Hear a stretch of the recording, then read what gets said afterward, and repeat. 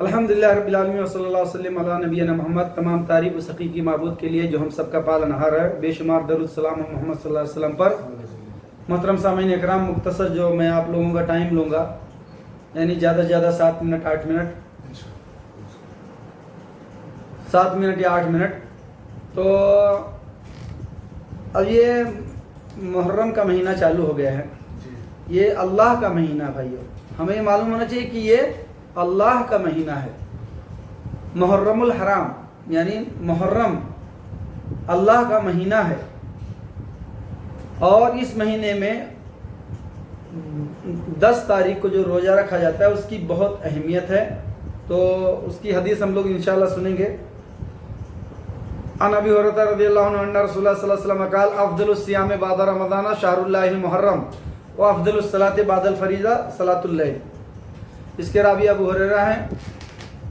اللہ کے رسول اللہ صلی اللہ علیہ وسلم نے فرمایا کہ رمضان کے بعد یعنی فرض روزوں کے بعد جو بہترین روزہ ہے،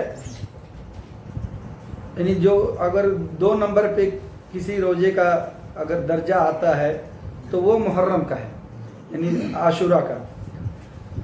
تو اس حدیث میں ہمیں یہ پتہ چلا کہ رمضان کے بعد سب سے بہترین روزہ عاشورہ کا ہے، اور اسی حدیث میں جو ہے کہ فرض نمازوں کے بعد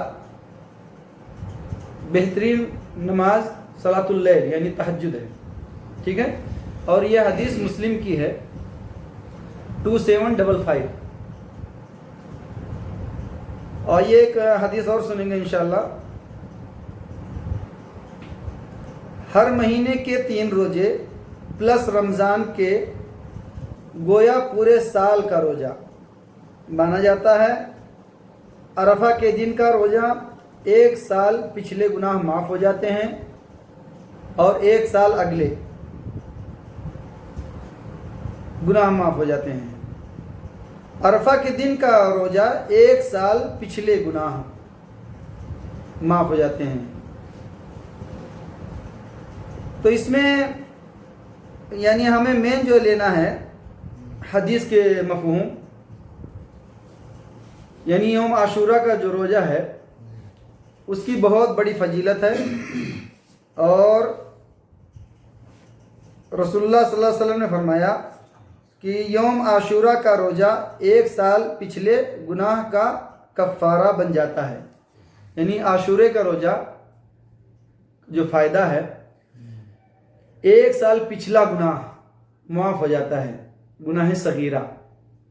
اور عرفہ میں ہے 1 سال پچھلا 1 سال اگلا، یعنی اس میں فائدہ زیادہ نظر آ رہا ہے، لیکن جو حدیث بتا رہی ہے ہمیں وہ رمضان کے بعد بہترین روزہ عاشورہ کا ہے، ٹھیک ہے۔ عاشورہ میں صرف پچھلے 1 سال کے گناہ صغیرہ معاف ہو جائیں گے، لیکن عرفہ والے میں 1 سال پچھلا اور 1 سال اگلا۔ اب کوئی کہے گا کہ اس میں گناہ زیادہ معاف ہوتے ہیں، تو اس طرح ہمیں کمپیئر نہیں کرنا ہے ایک دوسرے کا، مطلب جو حدیث ہاں جس طرح حکم ہے اس طرح ہمیں ماننا ہے۔ رمضان کے بعد محرم کا روزہ یعنی 2 نمبر پہ آتا ہے تو آتا ہے، ٹھیک ہے۔ عرفہ کی فضیلت الگ ہے، لیکن ہمیں دونوں کو اس طرح نہیں اونچے نیچے کرنا ہے۔